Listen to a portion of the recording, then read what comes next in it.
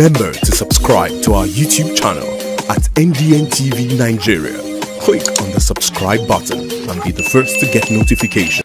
Veteran journalist and Niger Delta activist Elder Beks has asked the federal government to properly fund the Nddc and grant it executive powers to enable it deliver on its mandate independent of the Ministry of Niger Delta Affairs.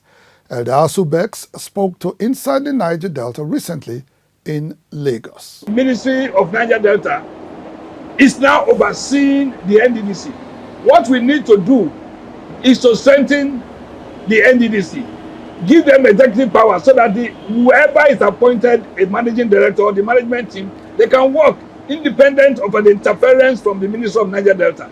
The Niger Delta activist also called for the release of the Nddc forensic audit report, which is expected to strengthen operations of the intervention agency. For President Bola Ahmed Tinubu to get it right, we'll go back to that audit report, that forensic audit report. We want that report released immediately so that we can know those who have been the enemies of the Niger Delta region. Inside the Niger Delta.